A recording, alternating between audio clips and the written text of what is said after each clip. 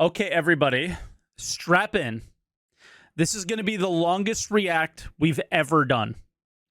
There are 4 videos, all related to the vehicle experience team and master modes. This is probably going to be like a 2-hour react, but I think everybody needs to get the history of everything and know exactly what they said and know what to expect. Master modes is with Evo Cody right now, and I don't want expectations to be wrong. I was duped by my own brain cannon or the community's canon about what CIG said around PES. CIG did not say much outside of the current experience we have with PES. I think long-term persistence and other issues around losing things has not exactly been great. But for the most part, the communication around PES set the expectations for exactly what we have now. I want to go back in time and hear all about the expectations and how they were set for this from day one, all the way to 3 years ago inside Star Citizen, where I believe they announced the vehicle experience team. All right, so that's where we are, and that's where we're going to start first. There are many ways Old to make your way ISC. through the Star Citizen universe, but at the Look at him talking quietly because he's in the office. center of nearly all of them is what's referred to as the vehicle experience. More than just the cool looks of a sleek exterior, the amount of cargo you can carry, or the ordnance you can bring down upon your adversaries. The vehicle experience is perhaps best defined as the way in which you interact with the cockpit around you, from what you can see and when to what you can do and how.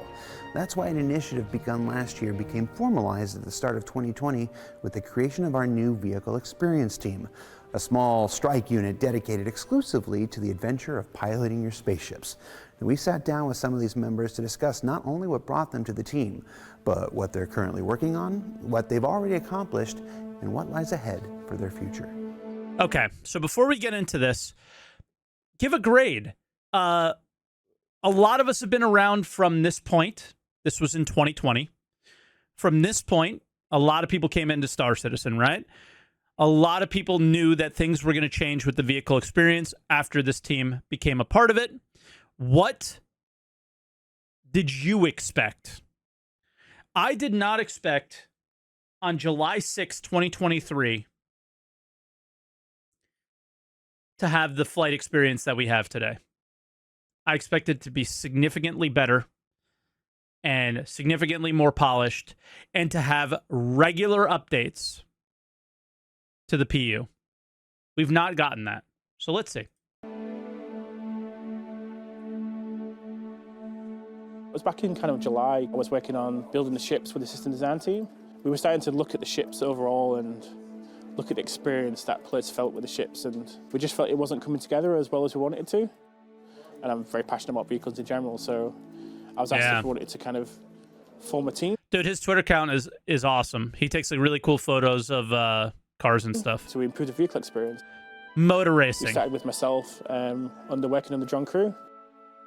We picked people that are already kind of responsible for some of these aspects of the game, or people that had worked on vehicles, but also people that wanted to do this as well. So we ended up picking Johnny Young. We also took on Robert Johnson as well as lead programmer, so it made sense to have a kind of stronger lead for the influence of the team.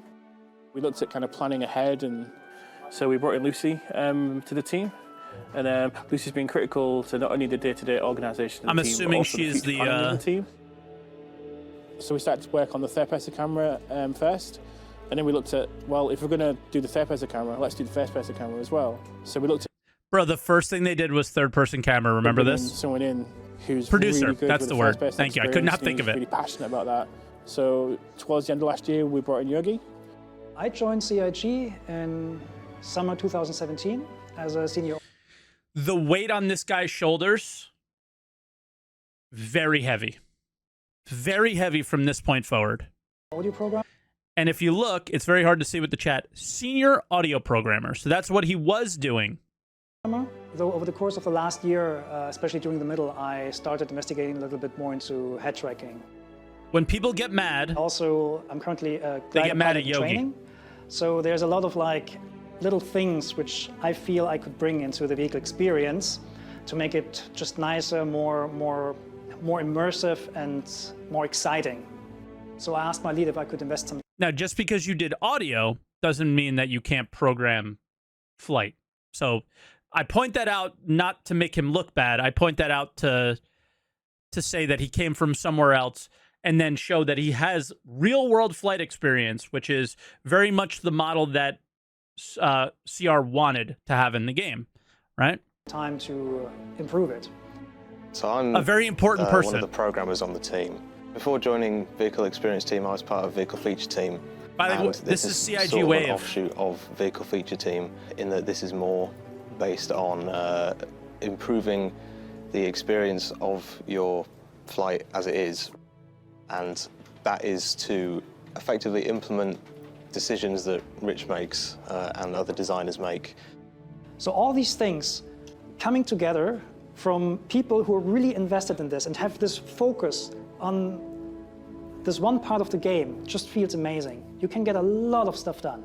Yeah, and Yogi worked at Frontier before, yeah. So as a team, we started working, just kind of looking at the game and going, actually, what can we improve within the game now? And then we Everything. started to think, actually, At we this can point, improve everything. some really core aspects of the game, but we need some time to do that. I played flight simulations pretty much since I was a child, and one of the most important things you can do in flight simulations is to look around in your cockpit, right? It gives you a really good feeling of getting immersed into that thing. And the natural contact point with that is head tracking. So we had two options. We've got the option where you kind of look where you're turning, or you look where the ship's traveling, and there's two different things. So we developed the first-person camera to support those features, Oh my God, these are all the look ahead modes that I've turned and off. also give the players the freedom Yeah, to tune I called this the Tirada the camera update. either way of how Yep. they wanted it to feel.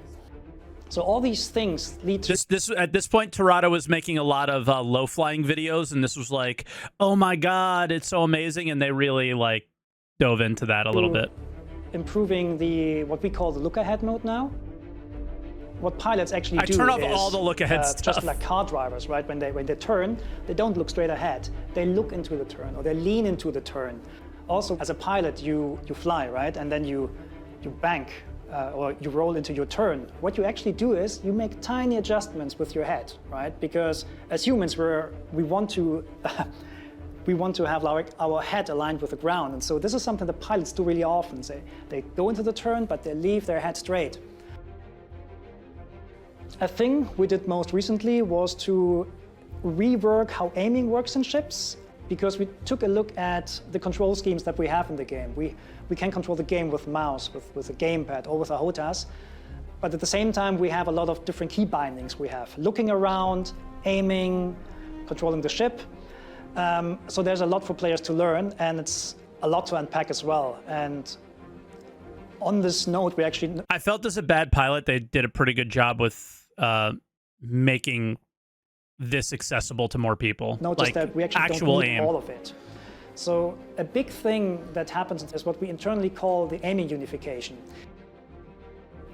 So you can see that's not me.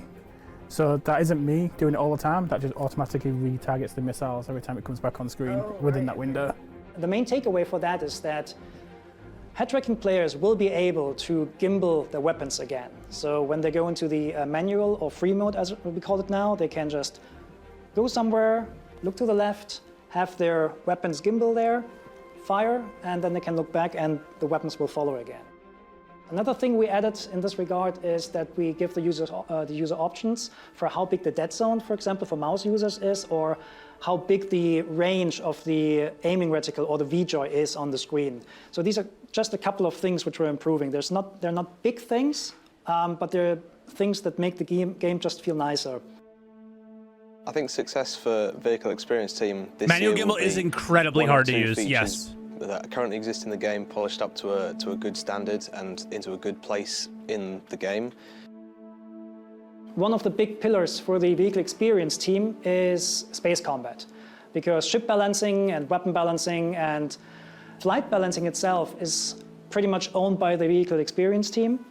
And what we want to do in the future is not just make dogfighting or fighting or space combat better, but have a really structured approach and very clear designs, how things should be and why they should be. And so a lot of things, especially regarding vehicle gameplay and space combat, is going to happen in the course of 2020. And I'm really excited to see the results at the end of the year. What was the date on this? Pre-COVID? Yes. Okay. So recorded before March 2020. And released February 2020. So before everything went down. Now, with reviews of the previous year affected, the myriad of planning weeks executed.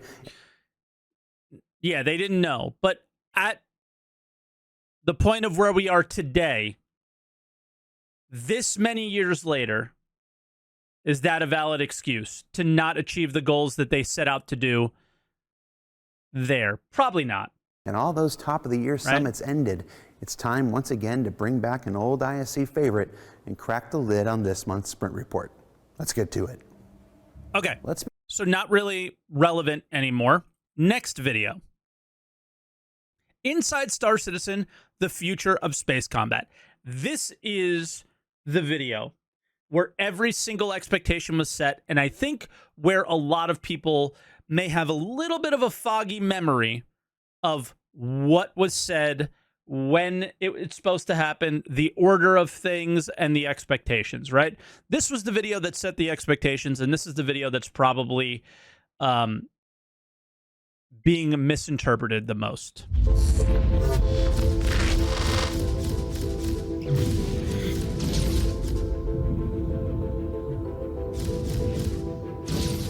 Hi, we're members from the Space Combat team. It is a cross-disciplinary team from multiple teams at CIG. Nice, it includes Double. members Welcome, from man. Vehicle Experience team, Vehicle Feature team, Player Experience team, and also several other departments. The main thing about these people is that they're invested in space combat and they're actively playing the game. We're going to discuss the current state of space combat in 3.14 and 3.15. Okay. And then we're going to talk about what things 3.14, 3.15. That's where we are in this timeline. are working, what things we're unhappy with, and what changes are coming up in the short and long term to make the experience better. And the last thing we're going to talk about is the importance of community, because we're not making this game in isolation for us, we're making it with and for you. Oh yeah, the We went back desync to all the times. previous Star Citizen releases, and we looked at what was the most loved features out of all these releases in the past, and which were the most interesting, what players said about these releases, what they didn't like about these releases. So it's just like an overview of the past design choices and just like an analysis of where they ended up with the game and what experience they brought to the game. The second step was to analyze the works of John Boyd, who did a lot of works related to dogfighting and to military strategy theory in the past, meaning so-called OODA loops, which are really important for us for decision making. The third step was to have a lot of calls and chats with so-called subject matter experts. These are people who in the past were working or flying for the armed forces and have a heavy knowledge in dogfighting. We even went so far to have actual dogfighting lessons in flight simulators with former members of the Royal Air Force. Cool. So we brought this all together through a series of combat summits, and this involved bringing people from different areas of the company together.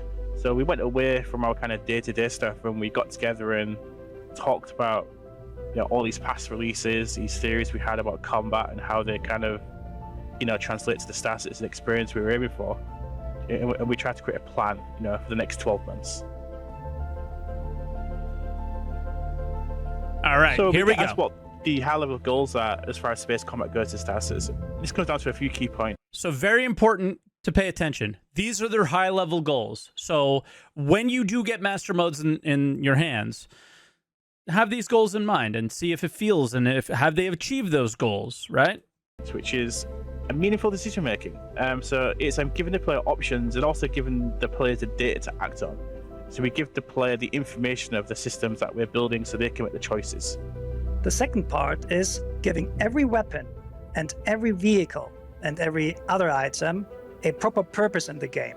And then we embrace those limitations that those choices make. So the players have to make choices. So it isn't just a case of picking the best of everything. There's certain limitations that come with picking certain things.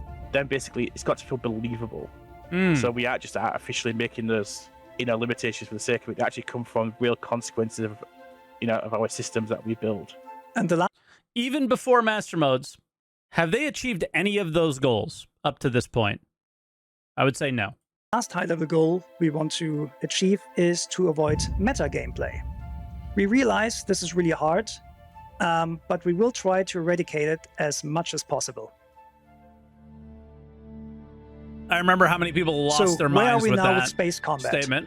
In 3.14 and 15, we tried to establish a new combat foundation, which meant for us stripping out the granular details in space combat balance for the time being and focus only on the base combat experience first. And that affected Forky. Everybody at the time was behind this. So they're going to talk about it, but they stripped down combat to its simplest form. Every light fighter flew the same way. Every laser shot the same way. Where are we today? Areas. The first was assigning all ships Still to a here. specific archetype. So This was no 2001. ship was the best for everything. And then it also allowed us to kind of kick off our journey to improve the multicore experience in Star Citizen. So there was a purpose to having more than one person in your ship. Second, we did the same thing with weapons. Right now, there are only two 2021. archetypes in the game. One Sorry. type of weapon is good against fighters, the other one is good against large ships. However, we will expand on that in the future. The third aspect is the shields. We simplified many dynamics in the interim to make them more readable and easier to balance. Shields, I And think they lastly, did okay. we introduced the capacitor gameplay, which in some sort is the stamina gameplay for our thrusters, weapons, and shields. So with that state established, we can now talk about the combat improvements we want to try in the short term. And the very first of that is G-force exhaustion. In the past, we had a lot of G-forces, and during dogfighting, G-force was a very important part of how you handle your ship. That impact was lost over time, and we're currently working on bringing that back, which means lowering the G-force thresholds to force players to do certain maneuvers to recover from the exhaustion effects. Our goal with this is that you'll need to be really careful with, not only how you manage the energy on your ship, but how you manage your ability to sustain Gs over the long term.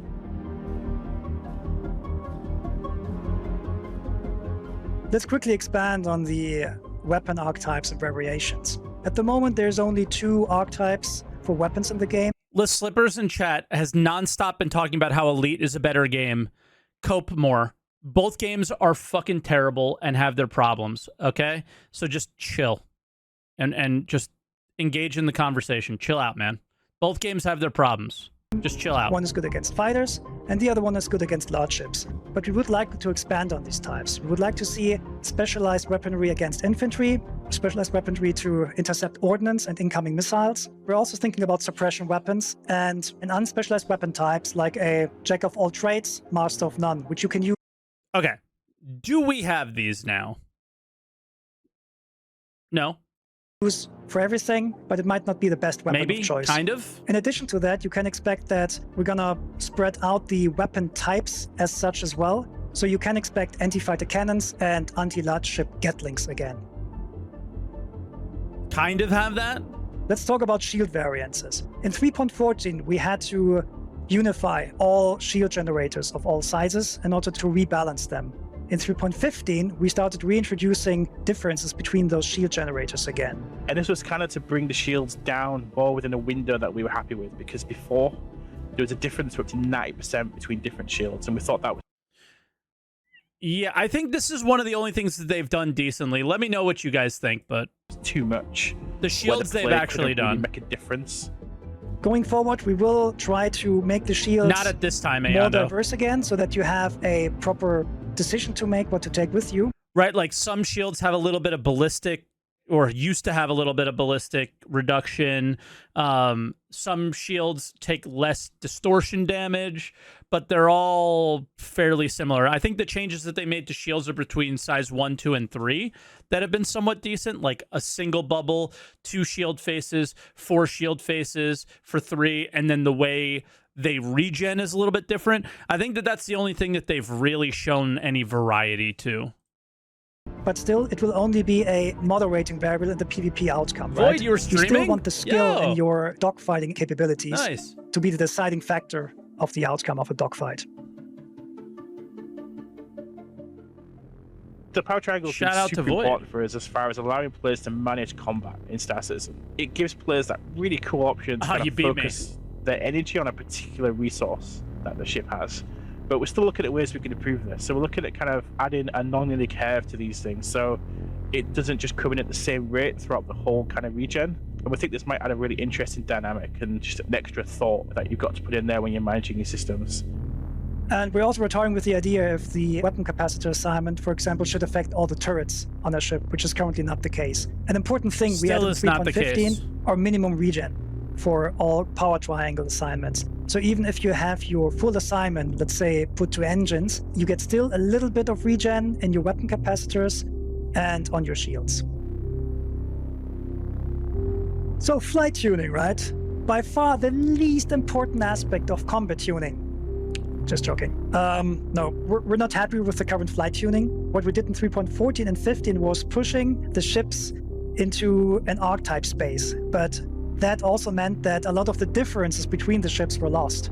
And we also had to trick some numbers here and there. For example, ships can now strafe up way faster than they can strafe down. That is down to some magic numbers we added, but we actually want to reduce these magic numbers and do it properly with the thruster tuning. This will be, however, a longer ongoing process, but in the end, we will get a more realistic feeling ship handling out of it. What we added in 3.15 by... I don't know if that is in 320 or not, but this is like where we're starting to get to the places where we are coming up to now with the updates. Very popular demand are options for the TVI visibility. So you can go into your options now and set your TVI visibility to always on if you do not want the TVI to fade away. This we're going through the whole Master Modes history, this will be an guys. ongoing thing for quite a while. And an important disclaimer here, we'll try to be as real as possible, but we always have to take it back to the point of fun. We're not aiming for realism, we are aiming for believability and enjoyment. The idea of trimming was born out of two things. First, players who play decoupled, they wanted to have a control to actually hover at a certain altitude.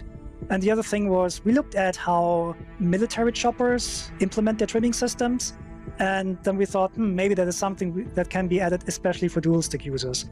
So we investigated a trimming system where you can push a button and then set your left or your right stick in a specific position, and you let go of the button, and the ship will keep that input. And any kind of input you do afterwards will be in relation to that. Do we have currently, that? we have this in a prototype state, and we'll try to give it to the players once it is out. This kind of system will allow mouse and keyboard players to have a smooth thruster control again, as opposed where currently when they press W and S, they just go to the full forward and backward motion. I don't think we have that. So that gives us a little bit more control when this type of control is needed. Yeah, all we have is decoupled. As you might have noticed in 3.14, we somewhat botched the auto gimbal implementation. During flying, you will see that the auto gimbal aiming crosshairs, they will kind of like go all over the place. So in 3.15, we actually fixed that and rewrote how the auto gimbals work.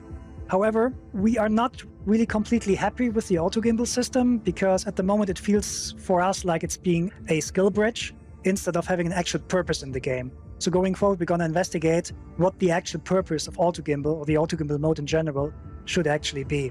We're also investigating further things like turning off your weapon assists on purpose when you need it. This is certainly not something that the average player will do, but we know a couple of PvP players who really would like to have that option at times. And good news for 3.16, we're adding staggered fire groups for pilots. So we rewrote the staggered firing algorithm, so now it staggers not between all the weapons you have, but between every type of weapon that you have per weapon group, which means we can completely give this into the control of a pilot. All right, turrets. And the last of the short-term plans, turrets. At the moment, we cannot make turrets just better than, or turret weapons just better than non-turret weapons because you did. Because a weapon is a weapon. But we're currently working with the weapon team to figure out whether or not we can just buff certain properties of a weapon when they're assigned to turrets.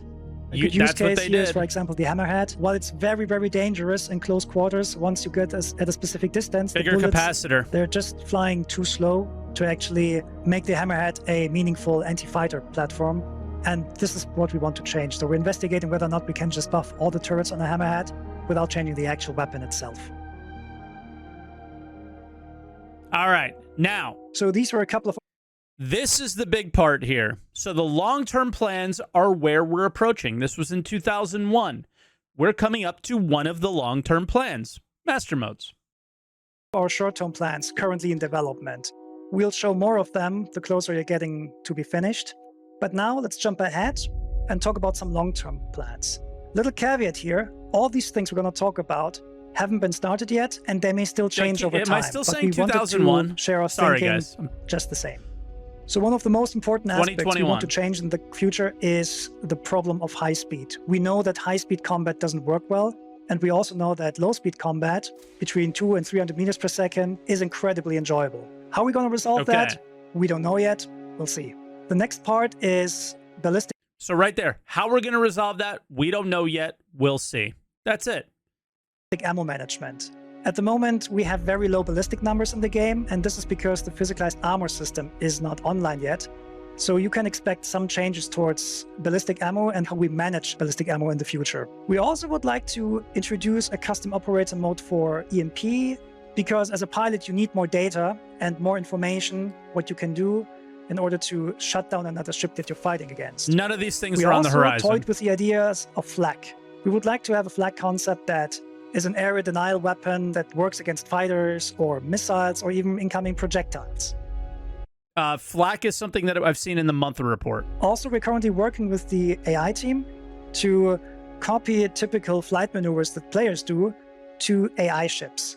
In the same vein, we also would like to try to have AI ships not using, abusive behaviors that are, less enjoyable.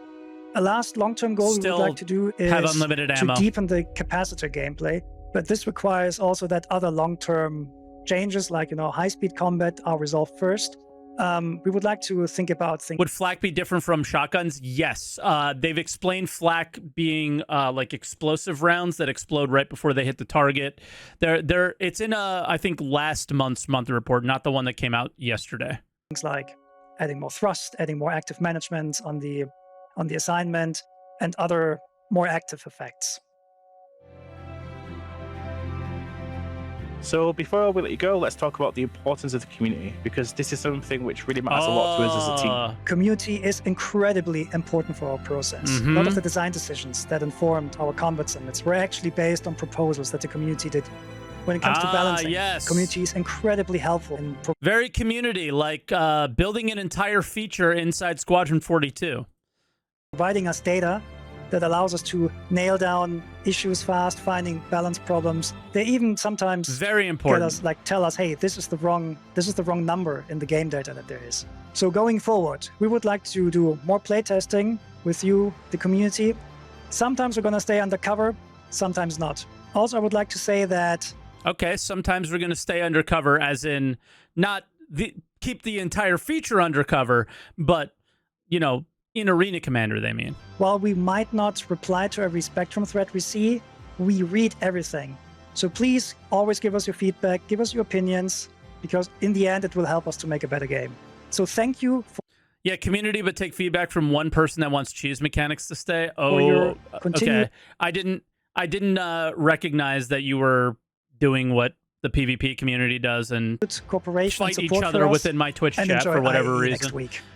I don't know who you're talking about, So what did we learn and this I week? don't care. Well, we learned that the vehicle experience team is using every resource available, from real-world subject matter experts to their own experiences in actual military flight simulators, and of course the feedback that you all provide in Spectrum and beyond to make the future of space combat. Yeah, the feedback we provide in Squadron 42 on Master Modes. Very good.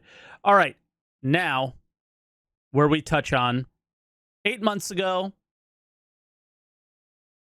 CitizenCon, the need for speeds. So this is a specific thing on Master Modes.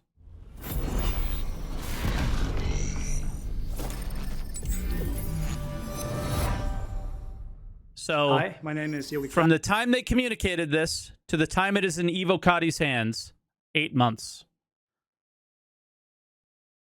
I'm a gameplay programmer in the vehicle feature. Is that good or bad? Before we get into this, is that good or bad? Right? It's one of these things where every time they put these things out, we assume that it's going to happen faster. At this point, we shouldn't, because that's never how it works. So I think whether it's good or bad is irrelevant. Like it's not a conversation of good or bad. We need to learn what it is, right? And when they talk about a specific feature that's like a big overarching thing, it seems to take about this long, and that's what it is. Feature team. I'm here with Rich Towler, David Colson, Jed Talbot, and Johnny Young. And today we're gonna there it talk is. to you about CIG the upcoming Wave. changes to the flight systems and the combat systems, which are done specifically for Squadron 42, but which will eventually find their way to the persistent universe. Does he still work there? I haven't seen him.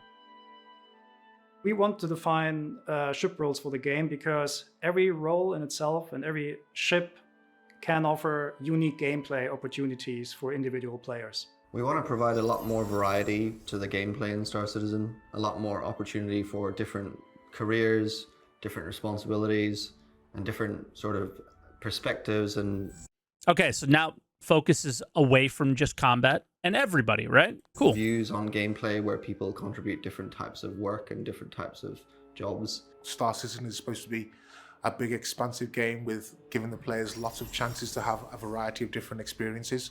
It's not just about combat, it's not just about an economy, it's not just about piracy, it's about all of those things happening at the same time. So we need ships that can act and function in different ways to support all of those different goals. In trying to figure out these roles and define what they are and make the gameplay for them, we started very heavily leaning toward combat, mostly because combat is a mechanic that is very widely applicable throughout the game, and the principles behind it apply to various other roles in the game. We've been working away in the S42 branch, and this has really allowed us to isolate these ships. So we've kind of broken it down into archetypes, and it's really allowed us to kind of break down what these ships do. You know, and also it's to make sure that when we are defining these roles and balancing these roles, that we're putting the ships in the right place, because we don't want the ships to be like, you play this ship, it means you dominate this part of the game. That there's always got to be plus and minuses so the balance is right. So there's still some crossover between the ships. So just picking one type of ship just isn't just a win. We have already defined several ship roles, and they're usually known as light, medium. We don't have master modes yet. In the current experience, it's still very much light fighter meta, if I'm correct, PvPers in chat, right? And heavy fighters. Light fighters for us are fighters which are very dominant in the area of 1 versus 1 PvP combat. But they come with a downside, because obviously the light, which means the materials chosen on the ship, are probably not the strongest. So it's more about the attack. It's more about trying to outposition and get in there and attack and get out of the situation. Heavy fighters are kind of the opposite. They're not supposed to be really good at 1 versus 1, but they excel at N versus. These are like the best 1v1 because they're 2v1 right now. Engagements. So when we have group battles. Medium fighters for us, internally we call multi-role fighters, because they have a lot of hard points, so they have a lot of loadout flexibility. So a player can tune them to the role whatever they want, but they will never reach the performance of dedicated ships. A lot of the medium fighters sometimes come with a turret as well, so they've got that additional gameplay of the turret, which is aimed to kind of counter the lack of maneuverability that their ships have. And then additionally to that, we have racing ships, which are basically just really fast at changing the velocity vectors. And interceptors, which we basically just want to go very fast in the forward area, but never reaching really the performance envelope of dedicated dogfighters. Okay, now let's pause there for a second. These are their intentions, correct? How I'm understanding that is correct. This is their intentions of where they're going when Master Modes happens, right? We are not at that point yet. So I believe that's what this is. This is how all the ships are intended to act. not our current experience. Interceptors are designed to kind of catch up to ships and disable them. So they come with kind of advanced kind of hardware on these ships. Bombers, on the other hand, are well, they're just slobbing heavy ordnance at larger targets, so you use them to take out bigger ships. But they're not really good at, well, killing small fighters. And then from smaller ships coming to larger ships like Constellation and up, we want to change the gameplay to be less about positional combat, but more going into the naval style of combat, where it's important to show the correct shield and fire arcs and timing your shots. We kind of have that now. So the purpose of ship roles is to really help players understand what ships should be used and when they should be used. And it's really about delivering on those kind of gameplay promises that we've been talking about over the past kind of several years. If every ship is the same, it's not fun. But if we have dedicated ships with dedicated pros and cons, then we can create very exciting combat environments. And the biggest challenge we see in order to get that gameplay we want is the current speed that we have in combat. Here we go. The speed problem. It's a subject we've talked about many, many times in the past. And it's something we've tried many things with. Yes, Grumpy. We've tried limiting things at speed. We've tried adjusting handling at speed. We've tried so many things to kind of manage the negative impact of speed on combat.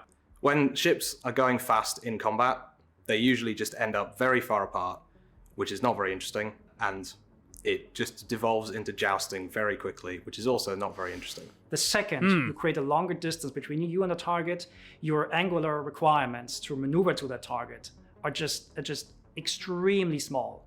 And this is a very obvious math reason why high-speed combat is kind of the opposite of what we want to achieve, meaning meaningful and effective positional maneuvering. We want the combat to be closer and to be more turn-oriented, so rotations should matter more than just flat. Isn't jousting just a skill issue? Yes, but if one person jousts, everything falls apart. Speed. Having very high speeds that are pretty much the same between all ship classes negates a lot of the opportunity for smaller ships to flex different types of gameplay. Another big issue with the speeds in combat is it's very hard to keep players and hit reg, yeah, is insane. Because players can move so far so quickly in such a short space of time. It's quite hard to keep a track on your opponent. So you might think, oh, why don't we just make the ship slower and call it a day? Well, we can't do that. The main reason we can't just make everything slower is the size of the Star Citizen world. We've got huge planets where we need to go from the planet's surface up into space. We need to transverse between different systems. So essentially, we can't have just low speeds all of the time. There's a massive universe out there to explore. There's planets to explore. And the feelings we want to capture with the speed, we still want an element of danger that you can still go too fast in lots of situations. We have tried an awful lot over the past few years with what are called soft speed caps, where there is no speed cap on ships, but we encourage gameplay to occur at a lower speed. But it doesn't really work because the advantages of flying fast in terms of defense is just better. So since the last year, the focus of Vehicle Feature Team shifted very heavily towards Squadron 42 and nailing down the flight and space combat experience for it. And I'm very proud to say, oh my God, I wish I could say something that I just saw. That we finally found a really good working solution that we're going to show today. So the main idea is to simply not have combat and long-range travel at the same time. So we're splitting these gameplay experiences. This will be done by a thing which is called master modes. A master mode is a thing that is globally applied to your ship. And we have two of them. We have SCM, which is now relabeled as standard control mode, and QCM or QM for quantum mode. The idea is that between these two modes, we can constrain the speeds in combat and also get all of the maneuvering, like high speed maneuvering and traversal mechanics that we had before, but in these distinct modes that are integrated with lore and integrated with the ship functions. I'm typing it in our Evo chat. Costs and payoffs for being in each of the two modes. So let's start with standard control mode and what this means. So this is the mode that we intend to be the functional mode of the ship, whether it's combat or mining or any of these kind of core kind of things the ship does. We want the player to do these things in this mode. And what this does is it reduces the speed of the ship, but it also enables the shield to be turned on. And obviously the intent behind this is where you do your combat. It's where the guns are on, the missiles can be armed and fired, and all the kind of operational things a ship does operates within this mode. The speeds that you can reach in SCM are somewhat limited, somewhere between 200 and 300 meters per second, tuning pending. But this is basically the hard cap, which you cannot not really exceed. You can. So you have an SCM speed, but then you also gain. Did you notice it was at like 5 something with boost? Slightly exceed this by using boost, but you cannot maintain any velocity beyond that SCM limit for a longer period of time. So we're thinking of this as some kind of energy management system, so you can go a little bit faster with a little bit more accelerations when you need to, but you know that it is a limited resource and you should use it carefully. Specifically, the boost space is interesting for space combat because that boost space is not spheric as it was before. You can boost the fastest if you're going forward on a straight line, and you have a lot of debuffs when you're trying to boost backwards. That alone gets us a lot of interesting maneuvering space and variation in the day-to-day dogfight maneuvering, so to speak. Importantly, you don't have your quantum drive available in this mode. The idea big change is that here. Quantum is restrained to the quantum traversal mode. The second mode is quantum control mode, or QCM or QM. What this mode does is it unlocks your maximum velocity that your ship can reach. So when you were limited before to 200 to 300 meters per second, now you can go to 1200, 1400 meters per second, whatever your ship allows you. During the development of the quantum mode, we realized we needed something that was a little bit more kind of about traveling large distances, but not the distances that you need to, speed up your quantum drive and travel across the universe. So we've created this feature called Quantum Boost, which is available in the quantum mode, and you can access it at any point. And this is insanely work in progress. This is all like dev art and stuff. You're kind of looking at, but it's just a too far away. And this boost is available for a limited amount of time, and it's purely on a straight line. Just to give you like a ballpark, Quantum Boost will allow you to go to a target fast if it's within, let's say, 50,000 kilometers, whereas you will use Quantum Travel to do very long-range jumps between planets. So Quantum Mode allows you to go very, very fast with up to like 1200, 1400 meters per second when you want to zip really fast over a planet. It also allows you to do Quantum Boost to quickly go between points of interest, which are rather close to you. And it allows you to travel long distances between planets and large-scale stellar objects. He did say points of interest, but I think we're able to quantum boost in any direction, right? Your capacitor systems are non-functional because they interfere. That was something they changed, I think, allowing you to go fast. From this conversation, you won't have shields. Your shields will collapse right away when you swap into quantum mode. Your weapons will stop working because anything that's firing outwards of your ship will disintegrate the quantum bubble. Your countermeasures won't work, and you will also not be able to use thruster boost. So basically, all your capacitor and combat-related systems are turned off instantly. When you switch between modes, there'll be a little period of time where everything has to spool up and change. So you will lose your shields during this, you won't have your weapons during this, but you also won't be going fast. So there's a risk-reward element when you need to switch modes. So it's going to be a very kind of conscious choice of what mode you should be in at any particular point. So if you feel under threat of someone that's close by, you're not quite sure what their intention is, maybe switch to standard control mode and be safe. Or you can switch into quantum mode and escape. And this is going to kind of bring in an meaningful choices. This is good. Because this is really good for the I am in a prospector and you are in a whatever combat ship and I would like to leave, right? That's a good, meaningful choice there. The two different modes is like a systemic thing within the ship's items. We actually have the opportunity now to define ship roles that can block people from escaping, either using devices that suppress the quantum bubble or devices that can effectively interfere with your ability to transfer between the modes. Okay. Just putting it out there as someone who is more likely to be held down with a quantum enforcement device than use one. Should miners, cargo haulers, with a significant debuff to something, have the ability to have a quantum drive that is resistant to those. Maybe it reduces the distance that you need to be in order for it to be effective. Right? I do feel there is a bit of an unbalance there, but given that I've never really been the QED player, is it difficult to stay with one of those pilots? Is it a challenging enough gameplay now rather than this hard cap?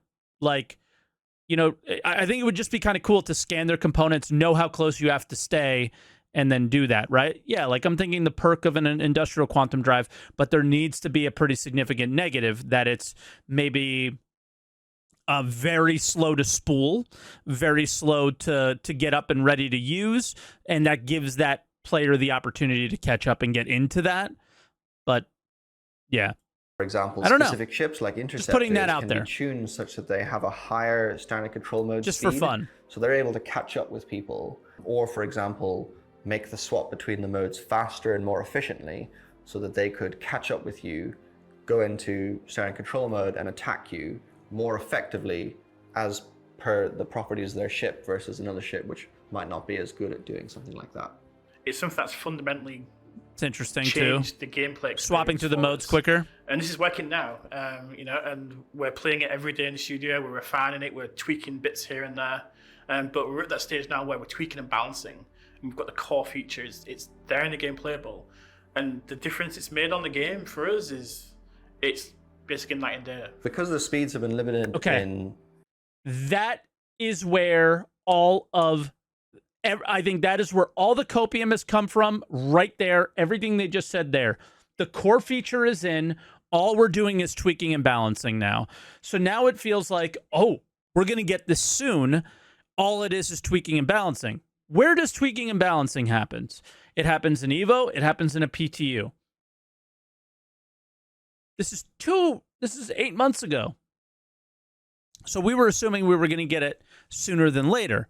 8 months later, here we are. Standard control it's now mode. in Evocati, in case you guys didn't know. I flew it yesterday. I'm not sharing my opinions about it. Have been retuned a little bit. Because I'm under NDA. Strength has been retuned a little bit to make it so that you can orbit around ships and have. But there's lots of opinions out there, I think, right now. Because the ranges are closer, maneuvers that would be performed by your ship have a much more significant impact because you're closer. So if I like thrust up or down, you'll immediately see the difference. So similarly, things like capital ships effectively get a buff to their offensive capabilities with this change, because suddenly you can't orbit a capital ship at high range and high speeds. You have to get a lot closer, which will make the turrets much more effective at shooting you. Turrets become more important, and working as a group to attack capital ships is more important than it has been before. Yeah, I hope that really works out. This is a really exciting change because it allows us to keep the combat speeds relatively low, where we know that the gameplay is better for that, while also keeping the point-to-point travel speeds as high as they should be for PU. Playing with Master Modes in Squadron 42 has been a lot of fun, simply because it's changed the entire combat experience. Playing with Master Modes in Squadron 42 has been a lot of fun. So you're just fighting against AI, and you're tuning a system based off of fighting AI instead of fighting other players.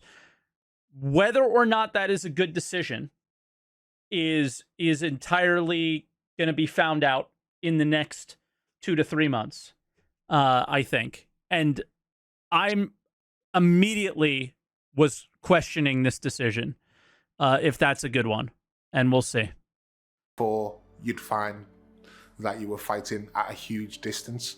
Now you find... We don't know how Master Modes will work. Some of us do, because some of us flew them yesterday. That you're in really tight, close combat with the other players. I think the biggest part of this is going to be when we have the larger ships interacting with the smaller ships. Once we can have battles with big capital ships and smaller ships, we'll have brought something to the Star Citizen world that I don't think has come out before, and I think it'll make a massive improvement to the game. Having made these changes to implement master modes and rebalancing all of the ship speeds, we'll finally be able to define ship roles in the way that we've always wanted and to bring a lot more variety to the gameplay that we haven't had before. So it's been a really long journey here, obviously, because you've been a part of this journey. You know, and we've tried many, many different things over the time to try and really create the experience we want. But you know, the reality is, from us, it came down to, you know, what it always does in Star Citizen, which is creating choice for the players. It's about giving players the option, and their choices have consequences. You know, so with master modes, it really helps define the player choice in the game. So they're choosing to do combat. They're choosing to travel. I think one of the biggest issues here is how absolute they were in their statements about everything. This is it. We did it. This is great. We love it. And then it was all tested in Squadron. Will we? We won't listen. No matter what you're hearing on Reddit or whatever, it was day one. I remember day one, and I've said this a few times, I think, during this video. I remember day one of the initial flight model changes. A lot of people, like when they... Going back to the 2001 video where they brought everything down to its simplest form, people were very apprehensive to the way things were feeling then as well. So I think you're probably seeing some of that out there on the internet right now. It was just day one. I would say give it a little bit more time. And then, am I still saying 2001? I don't know. I have a brain worm for it. I don't know what's going on. But it's just day one. Give it a little bit more time and wait till you get it in your hands before you make any decisions around other people's opinions on day one where they didn't get a lot of time with it anyway, right? From A to B in Quantum, they're choosing to QT boost somewhere. Just giving players that freedom with 2 decades later, I'm sorry. Like, it's a really magical thing, and magical. We try many times to control that as, you know, right? Like the wording they're using, specific experience at some point, like hyping so much. We always end up coming back to the fact, let's just give the players the choice and let them make the key decisions, and we'll design the balance around that. We finally have it. So we're now nailing down the space combat experience for Star Citizen, specifically for Squadron 42. We know from internal playtest that the master mode stuff works. Now again, specifically for Squadron 42. So when you do get this in your hands, it might feel really good when you do the U versus AI modes. But it might not feel really good when you do the PvP modes. And that's kind of, I think, what might be a problem here. And what I always questioned if this was a good idea is tuning it in a PvP scenario, a PvE scenario instead of a PvP scenario. And the thing is what are you going to come across more often?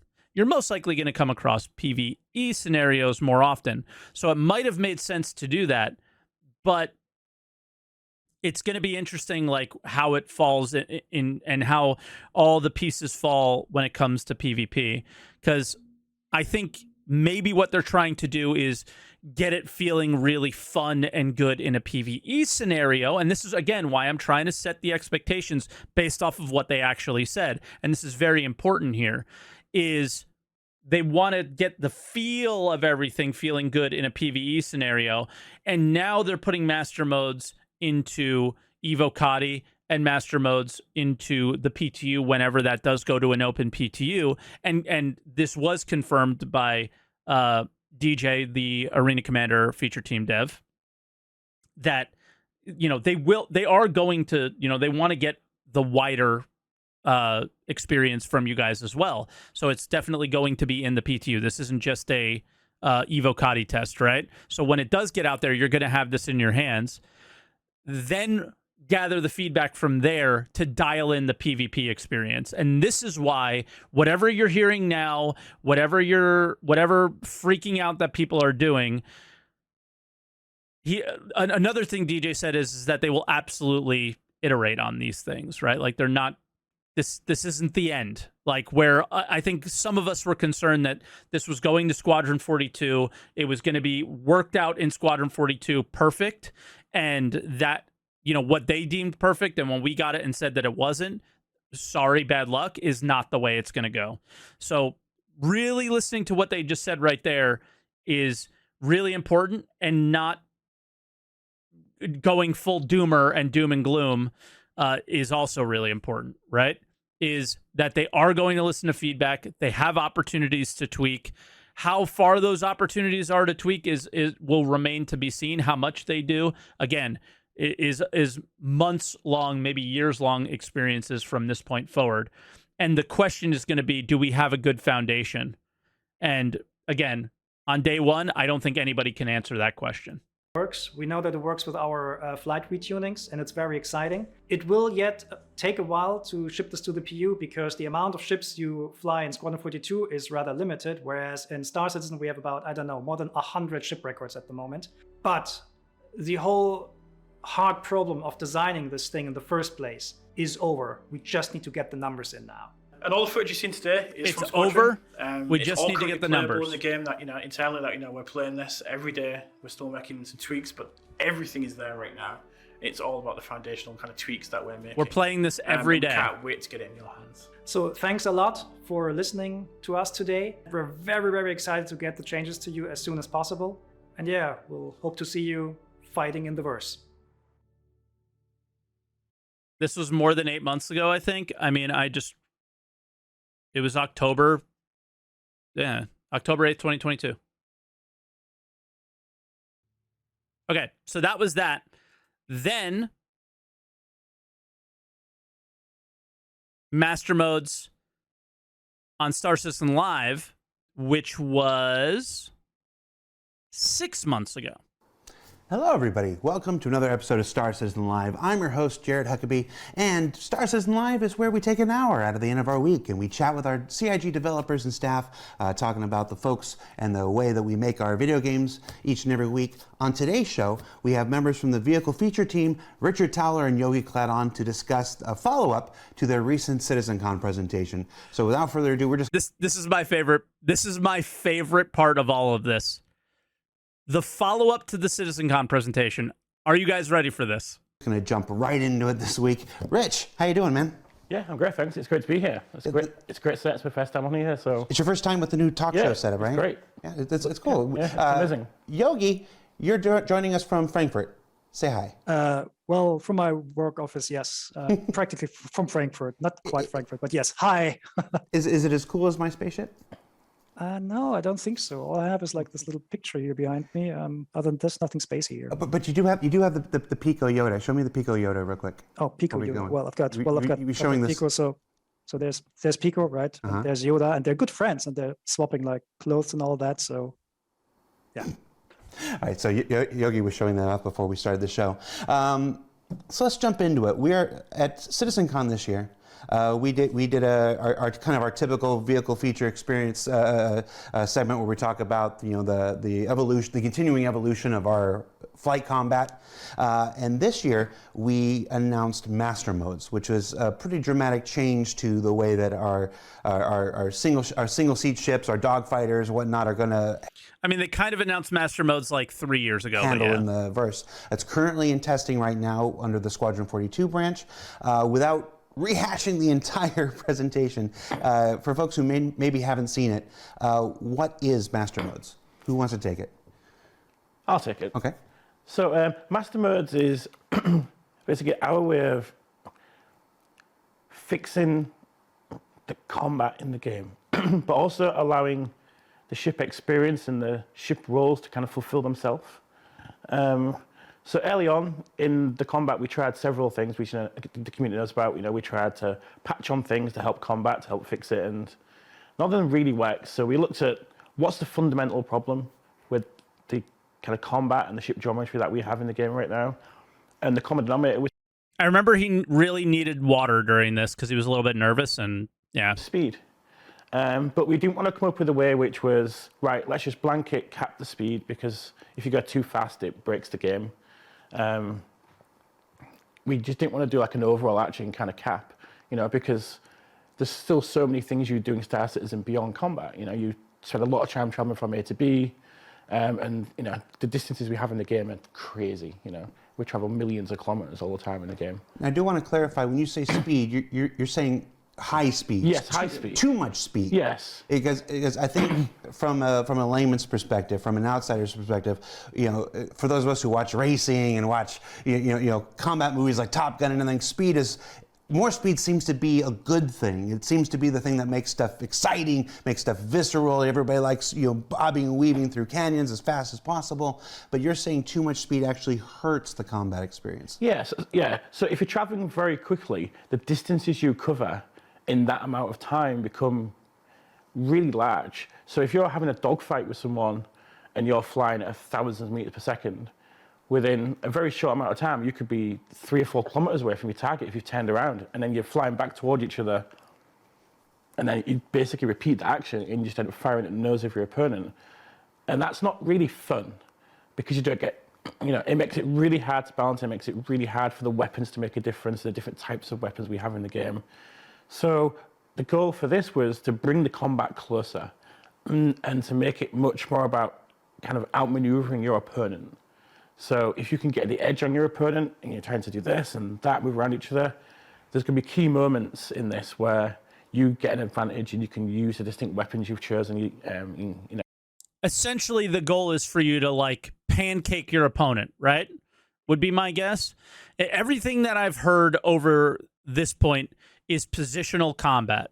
And positional combat would mean getting your opponent to do this, and you're behind, well, I guess you're behind them, and you're shooting at them while they're presenting themselves to you. Your special loadout you've chosen, and those things will be an advantage, but also be disadvantages too. But we want it to be about those moments where you really engage in combat, and it becomes about outmaneuvering your opponent rather than this kind of slingshot. Right? So now let's go back to the last video that we watched. We're there. We got it. We did it. Magical, beautiful, wonderful. We did it. It's just about tweaking the values, right? So when you get this in your hands, did they achieve that is going to be the question. Shot kind of nose on nose combat we've kind of been used to. And so we're doing this by introducing what master modes are, basically 2 different operational states for the vehicle. Yogi, why don't you tell us what the 2 operational states are? What are the 2 master modes? So the one state is basically your combat mode. We're still talking about whether it's should be like standard control mode or actual just combat mode. This is the mode in which you do the majority of your gameplay in. Like you're gonna do all the combat stuff. You're probably gonna do mining in that as well. And the other mode, which you swap the ship into, it was called QCM in our presentation. Recently, we're just gonna call it NAV mode because it's more descriptive name for it. Mm-hmm. And this one allows you to use your quantum mode, and it allows you to unlock the high velocities, but it makes your ship very, very vulnerable. Racing, I think, was unclear. Shields or weapons. What mode you would do it in? And basically, that is the idea to what Rich just alluded. Like we're separating these 2 gameplay systems apart from. But remember, racing ships probably would have a higher minimum speed, and because they were like interdictors. And then remember the change with boost. Boost can get you at a pretty high speed as well. So I don't think I would be too concerned about racing. Each other. Seems like it might be fine like no matter what they do. And dangerous, or you can be fast, right? And travel and navigate around the verse, but you can't do it both at the same time. Okay. So that's where. Well, there's supposed to be combat races right now in the Squadron 42 branch, but. Like you mentioned before, that we've known about this issue for a while. We identified this issue, a while back. Folks who have been watching the our difference between broadcasts speed and and acceleration is shows over the years are very familiar with hearing this refrain that we got to fix speed. What are some of the things that we tried before this that didn't work? Like take me on a journey. What were the other things we tried to fix before we got to master modes? So we tried nerfing things based upon the speed of the ship. So we tried some stuff with shields, I think, at the time, and just trying to make the tuning work as well. It's we looked at what we needed to get from the ships as well, and we just couldn't. Nothing really felt right in what we were trying to do. It just felt like we were solving one problem over here, but it was creating another problem over here, and that's the real difficulty with this problem was we had to come up with something. Will this do that? Well, Another question, right? I'm not going to say it solved everything, but it solved the majority of the issues without really causing another problem, which was... Yeah, no one talks about relative speed. So if you're both going 1,300 meters per second, you guys are 0 relative to each other. And then the dogfight can be very similar to what experience you're getting with master modes, I think, which happens sometimes, but I think it's very difficult for a bad player to get themselves in that situation where they're able to like merge with the speed of somebody else. So this could solve that problem. I know I end up getting in the current game into a lot of problems where I end up jousting a lot with players and even good pilots causing the joust experience and making it unfun for them and for myself. So this likely would be a better change for me, for players like me. Before, with changing the way the shields work and the weapons and stuff, we just, we were always creating another problem with what we were trying to solve, and that's something we really, we definitely think we've avoided with, the master modes. We definitely think we've avoided. I saw a comment on Reddit just a day or two ago about somebody was saying that master modes aren't even in Squadron 42 yet. They're not actively in testing. They are in Squadron 42. They are actively in testing. They are working now. Yes. And we've been testing this for months now. Been testing it for months. In the game. We've been play testing ourselves on our own team, but we've also been testing with we've also been put out there, to the general studio as well. So we've definitely been in a really good feedback loop, and we're kind of really excited about that because the internal results for us have been really good and really positive. Just so folks can get a timeline in their heads, Guys, they've been testing it since 2021, since 2001. I tried to make a 2001 make joke. Their streams and their videos and everything. About how long ago did Master Modes? How long ago did the idea for Master Modes happen? I think we're talking a good year and a half ago. Years. I think it was. Slowing down the speeds has been years. We started to really kind of realize we're in that kind of loop of problems and we need a way out of that problem. So then we started discussing what can we do. The basic early ideas were like, well, let's just not go very quick. But then it's like, well, we stop the A to B travel being fun and the speed being fun, because the speed is fun. It's really important for the general. Hold on, I have to stop for this comment. This is hilarious. What do you think the overall vibe is at CIG? This is a Twitch live stream. Game. It's really important for racing as well. That ships can go quickly because racing needs to feel like a challenge. So we started kind of just sitting down and going, right, how are we going to make this work? Because we've got this problem. If we limit speed, we've got this problem. What's the overarching solution to this? So you said a year and a half ago. Was this a eureka-like moment? Is this one of those things where somebody was just in a meeting and they're like, holy crap, I got it? Or was this a contested issue? Was everybody on board at first, or how did this come about? But I'm paid by CIG. What was this like when this was coming up? It was interesting because we were never going to be able to stop the high speeds in the game. So we knew we had that problem. And I would say it was a sort of a eureka moment. But also, we faced some challenges trying to get this through as well. So it's kind of like, yes, we've got a really cool idea, but, we've got these problems to solve. So. What was the problem? I mean, you had a problem getting Master Modes into the game approved? Is that what you're saying? Or? Yeah, it was more like just, because it's such a major change to the game, we had to convince people. This is so weird to me. Guys, we literally had this already. Does anybody remember when we had this? There's like some slight changes that they made to this. Every ship had an SCM mode and had a speed limit, and then you would press a button and you would go into cruise mode. And you would fly, but it would be instant. You would just start flying in a straight line super fast, and you couldn't do it. And these guys are acting like this is something that is monumental. Wasn't going to break man. It was going to break all the other systems we have in the game because it's so fundamental to the way ships work. Because because we're literally saying we've got a combat mode. Yeah, we had pre-SCM and cruise. Work. You even had a navigation mode. You even had like a very, very slow speed for landing and stuff. These systems work, and it's such a fundamental change to the game. It has to be approved by so many people, which is never easy. Because everyone is trying to look after their features, which is the right thing to do. So we, it was definitely a challenge trying to convince other teams as well that this is going to be the best solution for everyone for the game moving forward. And I have to imagine a part of the reason why it's not immediately into the persistent universe, because it has to go through all this testing with all these other gameplay features you're talking about. Yes. Of course, this is why it's not immediately going into the persistent universe, Jared, is not because we're trying to finish Squadron 42 or anything, and that became instantly the priority. So this is before they came out and said that Squadron is the priority. We basically don't give a shit about the PU. So it's quite a challenging feature to develop because, one, it's going to Squadron first, so it's a single-player focus first on, in terms of getting this through, but we've also had to develop.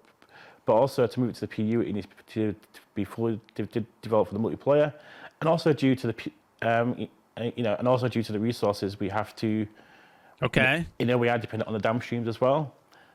Okay, so fully focused on single player, but we need to develop it for the multiplayer as well.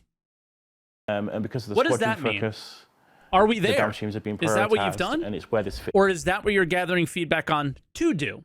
So I expect when Jared comes back from his hiatus, or during the hiatus, have these guys on, talk about the experience, whether, when it gets to open PTU, I would guess, and then say, this is where we are in the process, right? Is we put it in Evo, we're putting it in open PTU to gather the feedback to develop it for multiplayer. And I think that communication is going to be really important. If that's the truth or not, we won't know. They've had it for a long time out of sight. And that's going to be the big thing here is where we are right now. Are you using us to help you develop it for the multiplayer, or have you already developed it for the multiplayer and are happy with it? Within that as well. What's the testing been like, Yogi? Testing? Well, as Rich said, there was like no eureka moment, right? Like usually when we develop like stuff like that, we're going step by step in our iterative processes. It was easy to identify that slow speed combat works a lot better simply by limiting the velocities ourselves, right? Like suddenly like the geometry and so on looked a lot better. So when you say testing, it actually covers quite a lot of time from like checking what do we do with the velocities, how do we actually limit the velocities when you go above boost and so on, right? Because what never felt good was, for example, just boosting to your maximum SEM velocity and then being stuck there, being stuck in that maximum velocity in all directions was one of the problems why combat felt stale, right? Because you couldn't just like it doesn't allow you any interesting tactics. So is he talking about tricording? Went and like adding stuff like the post boost or the above SEM boost boundaries and all that. Making sure that the boost is applied in a non-spheric way, but it's actually more egg-shaped. So you basically when you boost backwards, you burn a lot more energy than you go forward, which just forces you to go to your target and turn around and all these things like we just went through step by step. I mean, it's not like we're like living under a rock or so. Like we read and watch YouTube. Tricording is pushing in 3 different directions at the same time. So strafing forward or accelerating forward, and then like strafing up and to the right all at the same time. Tricording. Videos of like so many backers or players, I should say, and there's like hours and hours of like dogfighting analysis, and like we looked through it all, and like a lot of these points were actually true. So we kind of like built our requirement list out of that, and then we just try to go there step by step. And testing is basically we have testing slots every week. Sometimes like last 2 weeks were horrible in this regard because the builds were just like crashing on some other parts. But I mean, this happens. But we just test the game every week with our PET friends. So that's like Bayer's team, and then we just went to there, and we knew we were on the right track when at some point we were like, was like a couple of months ago. We were like just fighting with master modes around, and one of the PT guys was critical about one specific aspect. It wasn't really important, right? And then I was a little bit insecure. Just asked, yeah, but do you like the master mode system in general? And they were like, oh yes, of course we like it. Yeah. Right. So this gives us like enough confidence to know that we're on the right track. And like the process itself with the testing works, right? We just like slowly. I don't get it though, but like we're the ones who have to play it. So it's just weird the internal testing was like the main decision making and like no testing outside of this. We go step by step to the with players that we would like to see. So that's some background. That's some how we got here. Let's just dive into some of the specifics about stuff. Since the presentation, folks have had a lot of questions. We've seen tons of questions in Spectrum and those. Oh, this is when it gets good. This is when they don't answer a single question. YouTube videos and the Twitch streams that Yogi was just talking about. We've seen this come up in conversations and stuff. So one of the big ones that I've seen is the switch between the modes themselves, because it can't be too easy. If you switch back and forth on a dime, there's no reason to have the two. Part of what makes the two dynamic is this transition between them. So let's talk about that transition. How long are we talking? Is the length of time dependent on different ships or different ship types? And is the length of time something that can be one day adjusted through the use of components and tuning and stuff? What are we thinking here? So there is a time difference. It is ship based, but it can also be component based as well, because you've got the shields going up and down. Because we didn't want you'd be able to press a button, doom, gone, and you're just in different modes. Because we want the player to make that key choice when they're in when they're in the master mode for combat, for example. We want them to be in that combat mode because they want to do that thing that they've chosen to do. But there's consequences to that. Honestly, I'm kind of tired of hearing Jared talk. Coming from the most annoying chatter I've ever had in my entire life, that is the most ironic thing I've ever seen in this Twitch chat. And it's the same with flying navigation mode without the shields. There's a choice to that you can go fast and you're just doing your A to B stuff for Star Citizen and you don't want to get involved in combat. So there is that consequence of you can't just press a button and it's instant. So if you go from combat mode, for example, to navigation mode, your shields will have to go down, and then to go back, your shields will have to go back up. But it's not an instant thing, and it will vary depending on it will vary dependent on the components as well.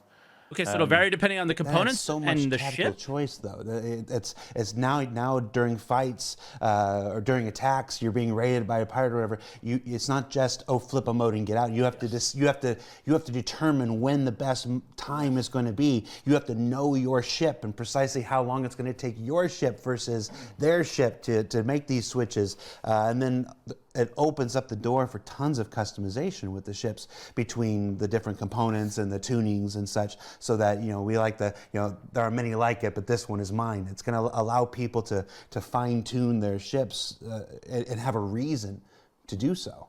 Yes, yeah. I mean, and that's the great thing about this is it gives the player choice. And that's something we're really keen for is like we provide the underlying system, but we provide the choices within that as well, and that's really key for us, as a gameplay team, is players have those choices, because people play the game for all kinds of different reasons. There's some people like to go out there with all, with all your guns blazing, for example. Guns blazing. And they can do that, but if they do that, the other players are going to know that they're in that mode, and they're all guns blazing. So it's a disadvantage to that because they're going to be more aware that that person's in that mode. Do we know what happens if you switch modes at super high speeds? Like if you're in nav mode and you're traveling at the fastest speed possible, and then you suddenly switch over? So you slow down very aggressively, and your face almost comes off. Promise? Expand style. Yeah, but it's going to be a very aggressive it's going to be a very aggressive slowdown from that speed. And that's another thing, that's going to be a critical choice. If you have to do that high speed, there's going to be a reason that you've done that. But there's going to be a consequence to it. It's actually quite interesting because like when we tested that first, the decelerations we got were like up to like 50, 60 Gs, something like that. Yeah. Right? So that's obviously nothing that you can survive easily, right? But we didn't see this effect because our GeForce tuning doesn't react to like decelerations that are taking that short amount of time. So basically nothing happened. But what we actually want to achieve is like when you do an unhealthy, like if you flip the switch too fast and maybe even like take into account that you might have like eyes ouchies, right? Then this is supposed to like knock you out, right? But that specific part is not in, but it is planned so that you need to prepare when you actually want to slow down. So you cannot just like click a flip and then flop back to SEM or so. There will be okay. Is it not in the builds that we're going to be playing, but planned? Will be consequences right? for that. Well, again, that's part of the reason for the such a weird time we're in. On Squadron 42. The idea is you can hammer these things out and you can develop these further there, and then when they make their way Squadron to the 42, whenever that is, you know, hopefully they'll have things like what you were just talking about. I want to ask about racing, because there's been a rather renewed focus on racing. You know, we added the snake pit in the last patch. In 3.18, we've got 6 brand new community racetracks that are being added. We've got the new timers in the UI and the gateways. Folks who follow the public roadmap, shout out to Jake, know that there are changes and improvements to Arena Commander, especially the racing coming there. So there's a lot of new racing stuff coming in Star Citizen. Nav mode. Let's ask a question. Are we considering, or would we consider a third master mode specifically for racing? Something that would get us the speed and the maneuverability without any of the weapons, the shields, stuff like that? Because it doesn't seem like, I don't know if either one of these ones that we're talking about seem totally ideal for racing, but maybe that's just me. I don't know. No, it's a good point. So, and it actually came up in it actually no racing in Squadron 42. Basically, from one of our playtests, is what happens to racing, because the speeds that we were hitting for, this is an old SCL. The actual speeds of combat. For anybody who's coming into the Twitch channel, read the title. It says Master Modes History Reacts. So we have watched every single video that I'm aware of that touches on the subject at all, because it just hit Evocati yesterday, and there's a lot of opinions going out there, and I wanted to make sure that all the communication, at least video communication, around Master Modes is out in the public and remembered by people and is a little bit more fresh. We're probably just not enough to make racing feel exciting. So, and then it's actually had like a fundamental impact on the choices we've made with the design for Master Modes, is to make sure that racing works. So we've got Boost now, which works outside of the actual combat mode. It might work a little bit differently, but we're going to have Boost outside of the combat mode now, and that's come specifically from racing and the needs of racing. Because I say, we're building so racing outside of the combat mode. I couldn't remember. Racing's possible. We're actually doing a lot more support for racing now to build it officially within the game, because it's come from the community. They're the ones making all these interesting levels out the worlds that we build, and now we're going, right, we're going to start making this, as part of the actual game, so we have to support this. And part of this big process of Master Modes was the roles, and we want the racing ships to be, racing ships, so they're going to be very, they're going to go very quickly still, they're going to be light, they're going to be agile, but you're not really going to want to do combat. Even if they come with weapons, you're probably not going to really want to take them in combat. But they're going to but the balance for us is making sure they're quick enough to escape, but there's still that risk there in combat. Right, okay. So we might get some of what I'm talking about through components and tunings for racing specific. Just general ships. the way ships fly, yeah. And then the boost change that you were talking about. Okay. There's a bit more to it though, right? Because like one of the things, so the SCM mode is supposed to be the high performance mode that you're in, but like racing doesn't work well when the velocities are too low. And there are actually like some sequences from the Squadrons team as well, and where they want like racing like structures, right? So we are looking at this very deeply. The thing that might probably change, or what we're currently testing there, is whether or not the capacitor systems have a little bit of a different power output. So where you can, for example, regenerate your boost pool in SCM within maybe 10 seconds or whatever, right? It will take considerably longer when you are in the nav mode, but it just like frees really like a lot of more potential to do fast racing. So you basically you select, do you want to go fast and have like take care of your boost pool, or do you want to like risk going into the slower speed but then get rewarded with a higher boost regeneration? It will be along these lines. This is currently in testing. This is actually the thing we wanted to check last week, which where the builds were busted. So we'll like no definitive answer how that will look, but we'll figure it out. It will just be part of the normal like testing iteration. Yeah, I imagine that the challenge is still going to be the same, though, that the more speed tools you put into SCM for racing, people are going to attempt to use them during dogfighting and stuff. So it's that's why I guess in my brain, like, it's possible that racing ships could be like the meta dogfighting ships, which would be terrible. It seems like, oh, there should be a third master mode for racing and stuff like that, but I trust you guys who are the engineers and the designers and stuff like that. So far we don't see that this is necessary. What we likely will do is just like make race a little bit more flaky compared to like comparable dogfighters, because right now, for example, the M50 and the PU is a really, really good dogfighter. This is not intended, right? So there has to be some downsides to that. You cannot be. It has been the most annoying dogfighter. You always have to balance like the defensive, offensive, and agility requirements of every ship. And you can't just remove the ability to mount guns on racing ships. The problem with that is a lot of the races in lore, which they have retroactively changed the lore multiple times, though, is combat. There are combat open races, so racing ships do need to have the ability to have lasers or weapons or whatever on them. Right? It's part of it, but at the same time, I think that there's better solutions to it than just removing weapons. I think that that's just like a simple change that isn't really the problem. A ship which is good at everything. So, and then we'll see how that goes. But I would expect that like the it's not that they can shoot back; it's that you can't hit them. Will decrease. Not saying they're useless, but they will. They were like hummingbirds before. Not brawlers, right? Like. I hear you. Since we revealed Master Modes at CitizenCon, you mentioned you're watching the YouTube, watching the Spectrum and stuff like that. What kind of feedback have you seen so far?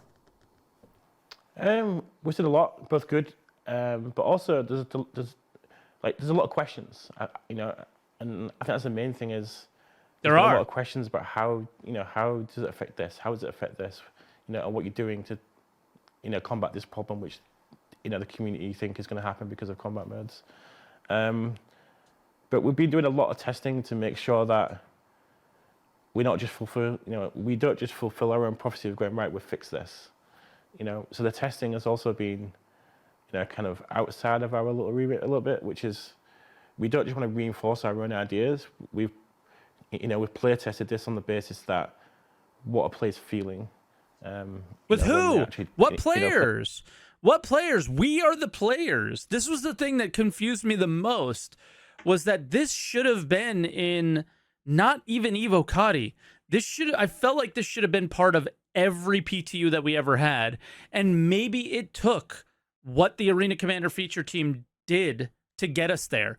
Maybe this was 6 months ago, 8 months from 8-9 months from CitizenCon.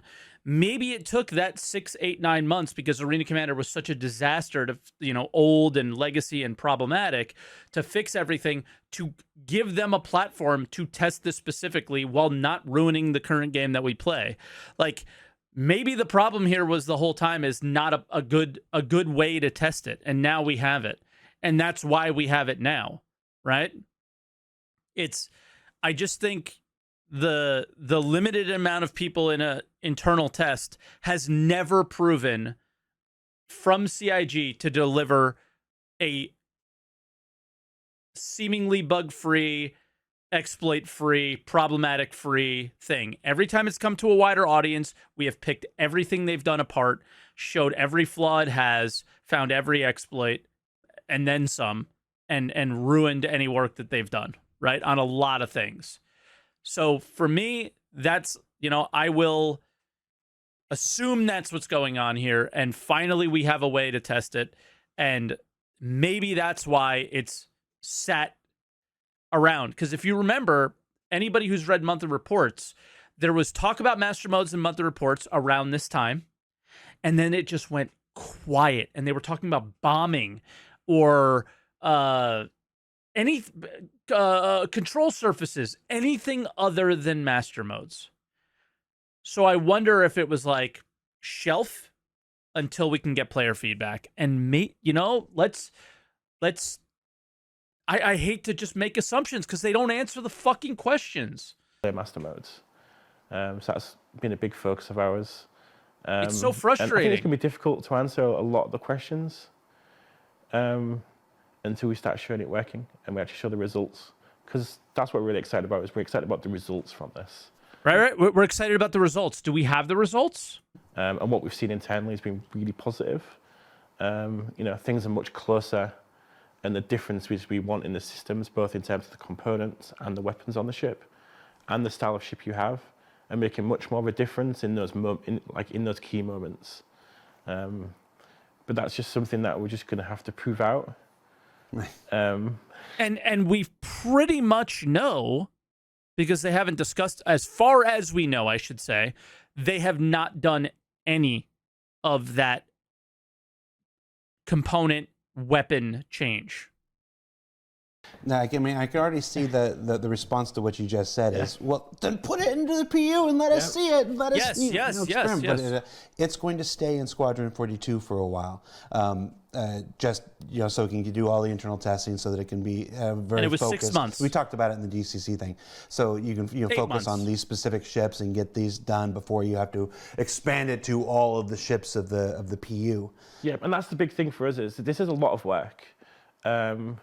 Yeah, and a lot of the posts after this were from Yogi saying, we want to get it right, and because we don't want to make all of these changes to hundreds of ships without knowing that we like it, right? So, yeah. So like releasing the PU, it's a massive feature for us because it changes almost every single component in the game. It changes every single ship in the game as well, from both a ship performance perspective, so to make sure that ship is within its performance window, but also its health as well, and just how it behaves in the game.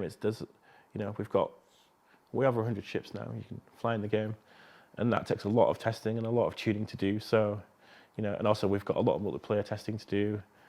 We've got to make sure it looks correct so the players understand the master modes on the UI. So there's a lot of work to bring this feature together, but we've got the fundamental feature together in terms of S42 now. It's in there. You can change all the speeds, but that's on a very limited amount of ships and on a very limited amount of components right now. So to get it in the PU is a lot more work, because we don't just want to release this like work in progress and say, right, this is on like 5 ships right now, go try it. It's just not something we can do because it's so fundamental to the entire component structure we have in the game. Okay, so that really touches on something, right? They can't release it to a bunch of these ships. Now, is that different than what we will get? Because again, it's an Evo. I'm not going to give any of the details there, but he's talking about releasing it to the persistent universe. It sounds like they have a test bed where they don't have to have those concerns anymore. You just confirmed that there are only 5 ships in Squadron 42. No. Oh, come on. No. Just to add to this point, right? There are also heavy downstream dependencies, because right now most of the master mode UI, for example, is beautiful coda art. And if you ever saw coda art, it's not, well, it's very simplistic, right? And it doesn't. It's wonderful, Yogi. It doesn't respect. Your artwork's amazing. It does respect the aesthetics that certain other people in the company would like to see.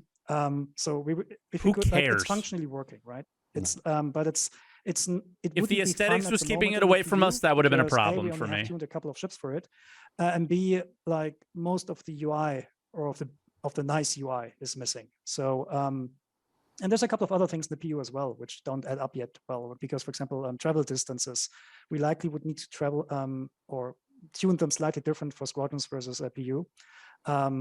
Because in the PU you're gonna freely jump from planets to planets. That's not strictly always given in the frame that Squadrons gives you, right? So it will be a while until players can see it. But when we're ready, we're not like throwing it probably right in. We will try to test in like within the Evocati groups and so on to get feedback whether or not it's working in the PU, and then do adjustments before we release it to the wider public. There you go. So Evocati groups, that could not just be Evocati, but that can also be future PTUs, which was confirmed today, right? So we will see this in a PTU as well. So it'll it's be a not while just an before it comes Evocati to the thing. PU. We're just about out of time. We're going to let you go and move on to the next half of the show. But before we do, any last things you want to leave the Star Citizen community with? Any last words you want to say? There were so many more questions to be answered, and they couldn't answer them. Last niblets they can hang on to while they wait? We're really excited for the players to get it out. You know, I do understand the frustration hearing that it's not going to be immediately, you know, in one of the next releases, but it'll be worth it. It'll be worth I hope it. we can kind of, you know, keep, you know, kind of revealing more and show more of the actual real world results of this in the game for us, because that's, you know, because we're really excited about it. It's just the fundamental amount of work it's going to be is a lot. But yeah, you know, and yeah, you know, and also thanks for the support. You know, we do read a lot of the feedback and we do watch a lot of the videos, and yeah, I think everybody wants the speeds to have slowed down. I think everybody thinks that that was a generally good result. You know, not just the streamers, but we watch a lot of videos that people just share in the game as well. You know, that you know, players are having a great time. You know, so you know, we do spend a lot of time watching that stuff. I'm sorry, one last question. I asked you this during the filming. We've been several months on. I asked you the simplest question, like, do we finally have it? Do we really have it? Is this really it? I'm going to ask you again. Has your answer changed? Is this it? This is it. This is everything. All right. All right, so Rich, Yogi, thank you so much for taking your time to be here on Star Citizen Live. We're going to take a short break, and when we get back, somebody we haven't seen in a while. Stay tuned.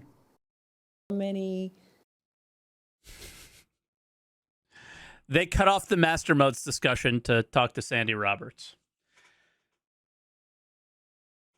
So that is the history of everything. And that is when you get it in your hands, that's where you can, you know, determine, oh, huge fail, huge success, whatever feelings you're feeling. Just remember what they communicated to you, what this would be. Now, I don't think they ever had this opportunity for Arena Commander and things like that. They were always talking about, well, we can't deliver this to the PU because it can't be on some ships and not on others. Now it can be. So there's this unique opportunity with Arena Commander changes and experimental modes. So hopefully that's better. And yeah, it's tough. So we'll see. But you know, make your judgments based off, you know, when you get mad at them or you get happy with them, make your judgments based off of the right information and not the wrong information, which has probably been out there quite a bit. This is everything that they've really communicated about it outside of posts, which are going to be a little bit harder to find. These are just way easier to find. And yeah, that's it. So fingers crossed. It was a long one. And my hopes is that this isn't a PvE focused thing, and we're going to get it right for both PvE and PvP.